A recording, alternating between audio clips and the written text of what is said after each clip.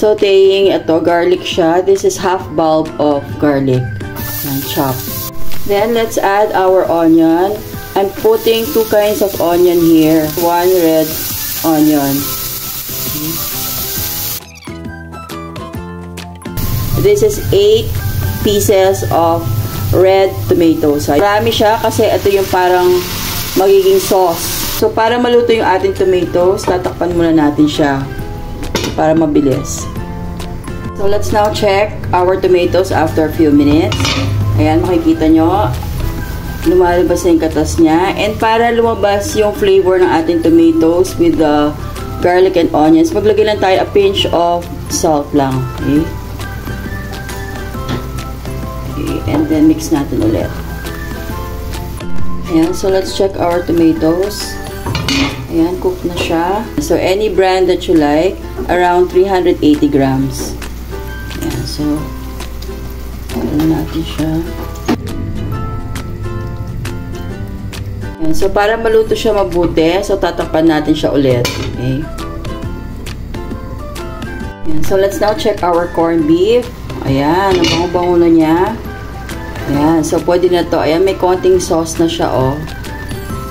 And luto na yung ating corned beef. Ayan. So, we're now going to set this aside. Around 2 tablespoons of butter. Ayan. So, as soon as the butter melted, this is 1 can of corn kernel. Okay. Whole corn kernel, yung malaki. Okay. And yun, so mix lang natin siya. Okay. Para may lasa yung ating corn. Okay na siya, naluto na siya mabuti. We're going to set this aside. So, on a saucepan, so, gawa tayo ng ating white sauce. So, very easy step lang to again. So, all we need is, Campbell cream of mushroom. Okay, isang Nestle all-purpose cream. Okay, kahit ano all-purpose cream. So, ibuhos lang natin siya dyan. Ayan. I-heat lang natin siya. Make sure low yung fire nyo, ha. Low fire lang to para hindi umapaw yung ating cream of mushroom sauce. Ayan. So, na-incorporate na natin siya mabuti using a wire wrist pepper. Ayan. So, nasa inyo to kung gusto or ayaw nyo lagyan ng pepper. Pero, ito yung magbabalance out yung pepper sa ating pasta. Na-mix na siya mabuti, we're now going to set this aside. 400 grams kung gusto niyo. And then, kung naalala nyo yung corned beef na ginawa natin, so, ilalagay lang natin around, konti lang nito, around 1/4 lang ng mixture. Okay, wag lahat konti lang. Okay, so ang purpose natin dito para mabasa lang yung ating pasta. Ito, yung ating white sauce. So, konti lang din. Okay, lagay lang tayo ng konti.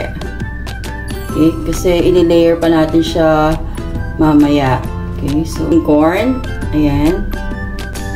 Ayan. So, pwede na yan. And i-mix lang natin to.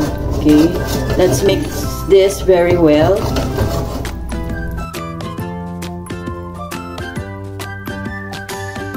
So, let's now assemble our pasta. So, we need a rectangular dish. Like this one. Ayan. And then, let's get our pasta. So, ito yung minix natin kanina. Okay? So, ipupour lang natin siya dito. Ito yung first layer natin. Ayan. So, ito yung first layer natin. Ayan. So, our second layer is yung ating corned beef. So, ibuhos natin yung corned beef dito. Okay?